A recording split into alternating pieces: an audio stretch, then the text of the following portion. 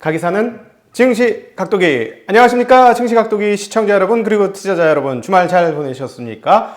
드디어 2월의 마지막 주가 시작되었습니다. 네, 이번 마지막 한 주도 행복하고 즐겁게 보내시길 바라고요.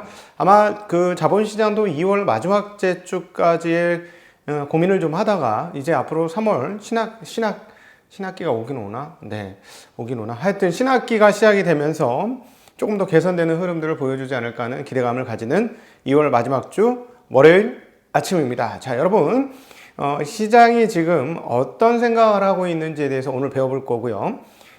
미국 시장에 대해서는 지난 주말 그리고 지난 한 주간 아침 시황을 통해서 계속 꾸준히 말씀드렸어요.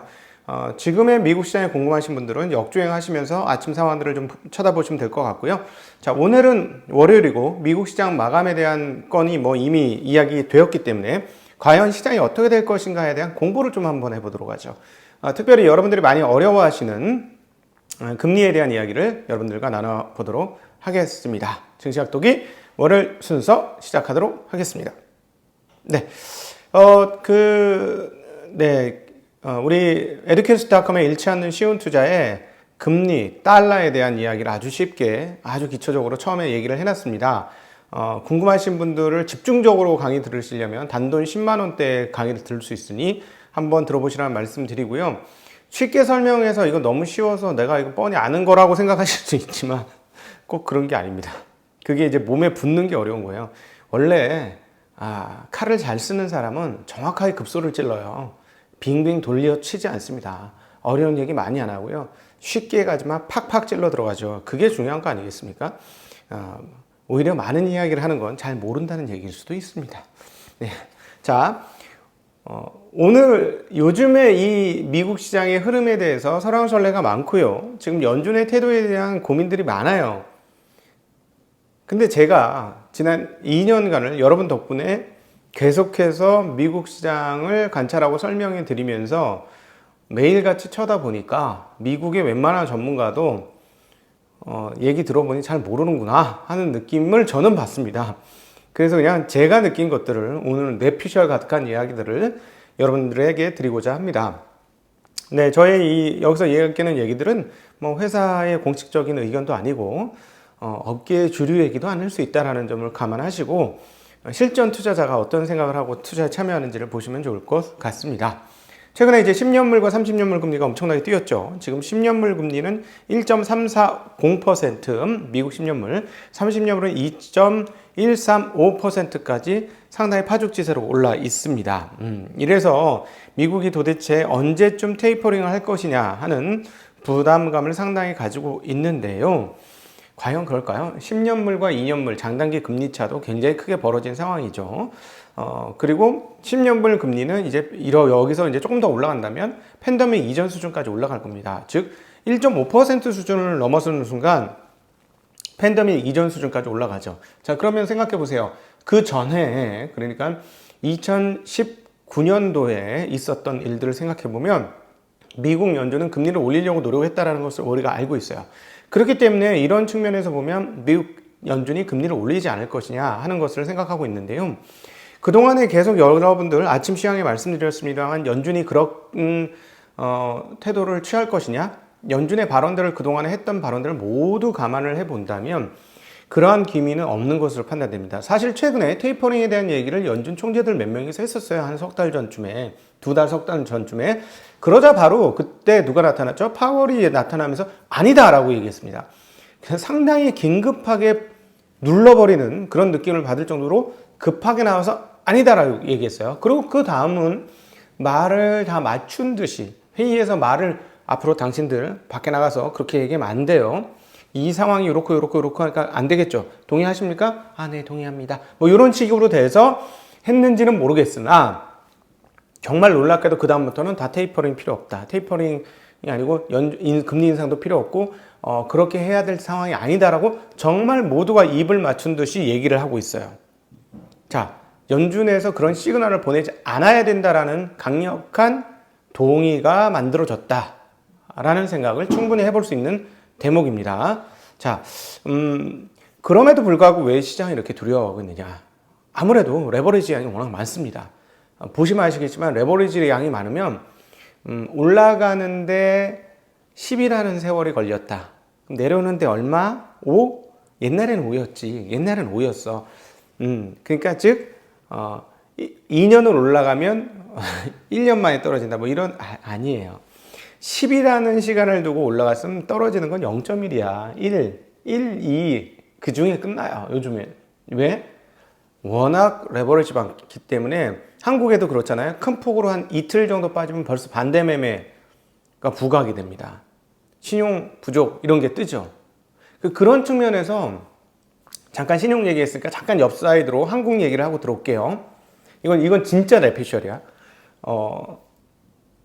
저는 주말에 곰곰이 생각을 하면서 원래 투자자는 24시간 투자를 향해서 머리가 돌아야 돼요. 여러분 토요일 날도 쉬는 건 없어. 사실은 투자는 그런 거지 뭐. 근데 어쨌든 곰곰이 생각을 해보니까 언제 진짜 위기라고 판단할 수 있냐면 겁에 질렸고 위험을 회피하려고만 했던 증권사들이 자신감을 가지는 그때가 위험하다라는 거죠. 증권사의 자신감은 어디서 드러날까요? 신용대출 수준이 확 올라간 거 아닐까요? 전 그렇게 보여주는데 그래 나만의 뇌피셜이야. 지금 고객 예탁금 대비 신용잔고 수준은 과거 신용잔고 수준보다 적어요. 거래량이 적었을 때의 지금의 신용 맥스는 항상 위기 신호였습니다. 그래서 그때는 항상 피해였어요. 2020년 신용잔고가 뭐 최고치다 이렇게 올라오면 그때는 그냥 현금 팔아놓고 현금을 상당 부분 갖고 있는 게 항상 유리한 태도였습니다. 그러나 최근에 별로 그렇지 않아요. 조정주 굉장히 짧아요. 왜? 신용량이 적어요. 왜? 총량이 작은 게 아니라 절대량이 작은 게 아니라 비율로 낮습니다. 고객 예탁금과 거래 대금 대비 작아요. 이렇게 오를 거라고 증권사들이 몰랐다니까. 진짜 몰랐다니까요. 몰랐어요. 그러니까 신용을 확보를 못 해놨지. 자본금을 증액을 하든가 어떤 식으로든지 하려면 뭔가 자금 조달을 해야 되는 거예요. 지금 상황에서는. 그런데 언제 자금 조달? 시장이 계속 하겠구나 라고 생각하면 자금 조달 할까요? 안 할까요? 땅 짓고 헤엄치기로 돈 버는 일인데 신용 대출은 땅 짓고 헤엄치기로 돈 버는 거예요. 왜냐하면 담보가 확실하잖아요. 증권이라는 담보가 있고 회수가 바로 가능하지 않습니까? 유동성이 있기 때문에 딱 원하는 때 바로 반대 매매 내면 되거든요. 마진콜을 내면 되거든요. 예. 그러니까 제 생각에는 신용 비중이 다시 올라가는 거. 즉 자금 조달을 하고 더 많은 신용을 내어서 신용 비율이 상당히 높여지는 그 상황이 정말로 위기가 오는 상황이다 라는 생각을 주말에 곰곰이 이 생각 저 생각 하면서 생각을 정리하게 되었습니다. 내피셜이에요. 저만의 그 공식적 의견도 아니고 아무것도 아니고 그냥 저만의 내피셜. 자, 근데 어쨌든 시장은 레버리지를 많이 썼기 때문에 훅 하고 떨어지기 때문에 항상 금리 인상 조짐, 테이퍼링, 소위 말하는 긴축, 돈을 푸는 것을 걷어들이는 이런 것들에 대해서 굉장히 민감하고 걱정하고 무서워하고 두려워하고 있습니다. 그렇기 때문에 시장이 덜컹덜컹 하는 것이죠. 그러나 우리가 그동안 계속 아침절에 연준의 의사들이 했던 발언들 그리고 연준 의장이 했던 발언들 종합해 보면 그들이 사기꾼이 아닌 다음엔 지금 상황에서 금리를 인상하거나 테이퍼링 한다 안 한다? 안 한다. 걔네가 우리한테 사기쳤으면 그건 방법이 없지. 예, 그럼 방법이 없어. 그러나 그동안 했던 얘기들을 토대로 본다면 그건 아니지. 예. 자, 그럼 여기서 최근에 했었던 중요한 포인트가 되는 것들이 제 귀에 들어왔어요. 브레이너드 FED 이사 투표권이 있는 사람입니다. 총 17명이에요. 17명 중에 12명 정도만이 투표권이 있지? 예, 그래요. 나 그 자꾸 굉장히 헷갈리는데 투표권이 있는 게 중요한데요. 이분 뭐라고 했냐면 완전 고용은 FED의 정책 작동 원리의 심장과 같다. 땅! 중요해요. 완전 고용은 연준의 정책 작동 원리의 심장과 같다. 즉 연준에게 있어서 핵심 코어는 완전 고용이다. 자, 이 부분 중요합니다.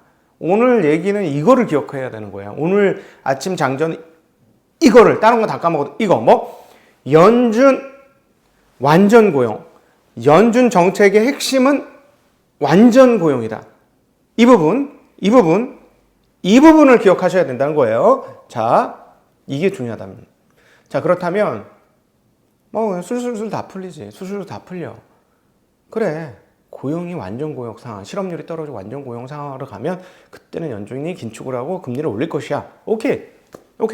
그게 맞아. 그게 맞는 거예요. 어떻게 하겠어? 우리가 이런 시장을 추정할 때 발행자의 생각을 해야지. 발행자. 지은이의 의도를 파악해야 되는 거 아니에요? 지은이. 얘네가 지은이 아닙니까? 금리의 지은이가 연준 아니겠어요? 그쵸? 자, 연준의 목표를 여기서 다시 한번 꺼내 보겠습니다. 연준의 목표는 두 가지예요. 하나, 거시경제 안정. 둘, 금융 안정. 두 가지예요. 거시경제 안정을 위해서 최종 대부자의 역할을 하고, 금융 안정을 유지하기 위해 똑같은 얘기인데, 금융 안정을 유지하기 위해서 여기서 최종 대부자의 역할을 하고, 거시 안정을 위해서 금리 통화 정책을 하죠. 이게 이제 연준의 가장 중요한 두 가지예요. 그럼 지금 상황이 테이퍼링과 금리 인상을 할 때 거시경제 안정과 금융 안정에 도움이 되나요? 제가 보기엔 아닌 것 같은데.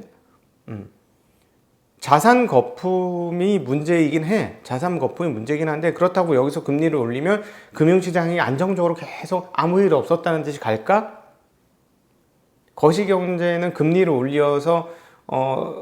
올리면은 각각의 금리들, 회사채 금리와 하이힐드 회사들의 금리가 다 올라갈 텐데, 그럼 경제가 안정이 되나? 안 된다니까.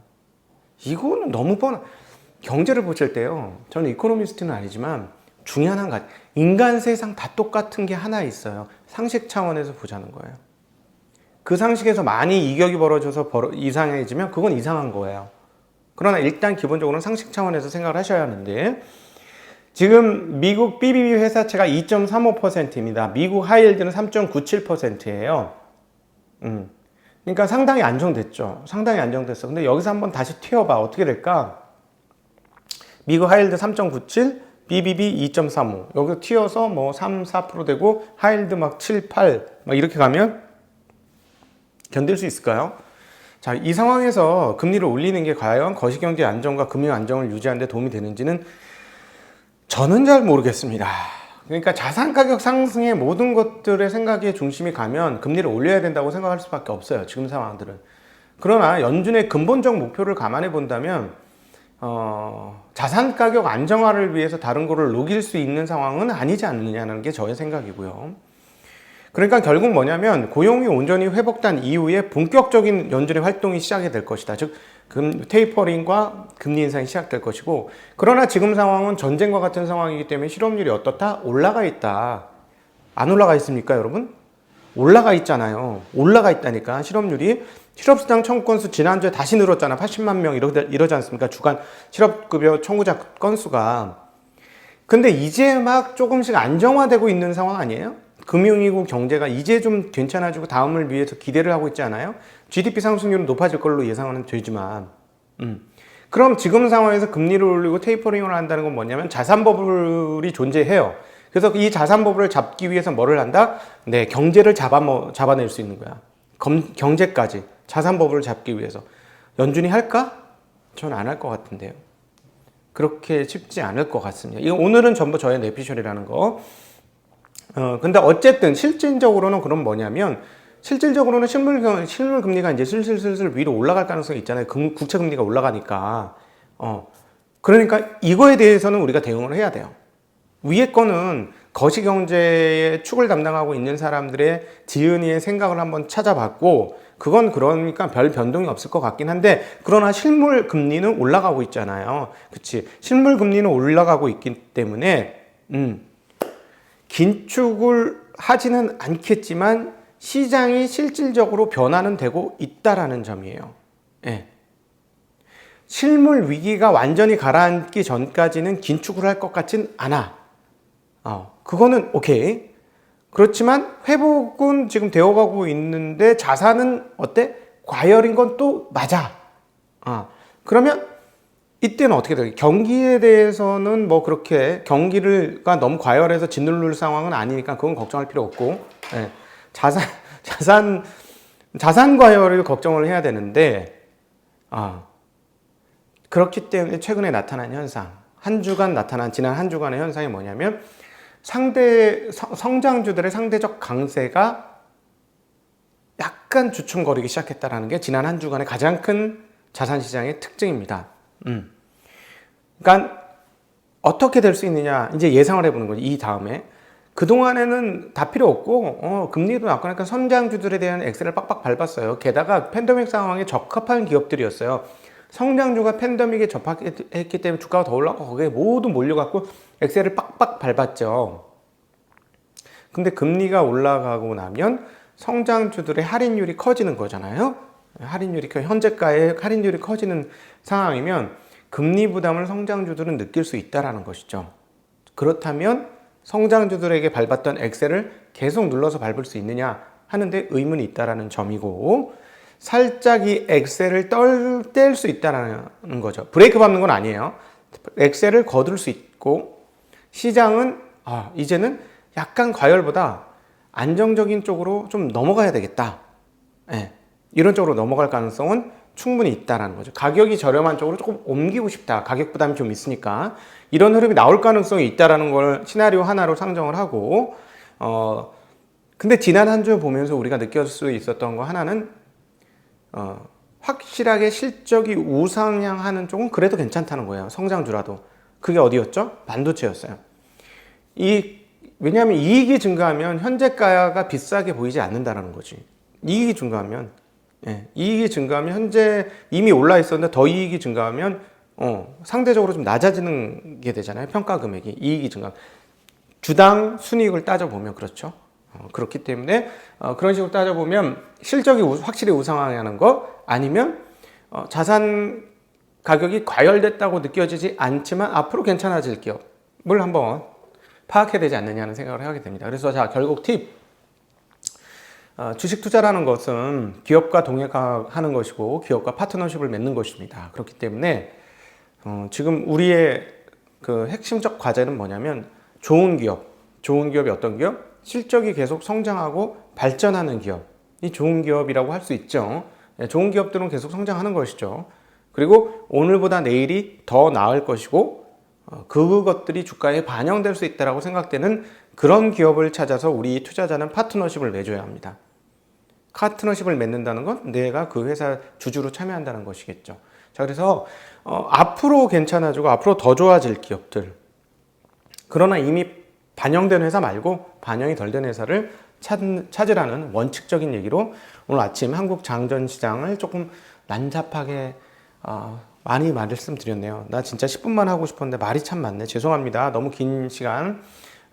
자꾸 쉽게 설명하려고 하다 보니까 좀 길어진 거 너무 죄송스럽고 용서를 구하면서, 그리고 지난 주말에 다시 품절에서 돌아온 삼초육수 순간의 반응 폭발적으로 해주시면 감사합니다. 야, 이제 소기업 한번 제대로 된 중소기업으로 한번 만들어 보자 라는 생각이 구현되고 있습니다. 자, 저희 링크에 가셔야만 무려 18% 할인돼. 딴 데서는 이 가격에 못 삽니다. 저희 링크 각도기 특별 판매니까 이 링크에 가셔야만 삼초육수 순간을 18% 할인된 가격으로 사실 수 있고 시간을 아낄 수 있습니다. 그리고 저도 이걸로 지난 주말에 국수 한번 해 먹어봤는데 맛있어요. 맛이 없으면 제가 모시지 않았을 회사예요. 맛있었기 때문에, 딴 건 몰라도 맛있었기 때문에 여러분 광고를 받았습니다. 자, 주말 이제 한 주간, 새롭게 시작하는 한 주간 잘 보내시고 오후에 여러분 또 즐거운 모습으로 만나 뵙도록 하겠습니다. 인사드리겠습니다. 안녕.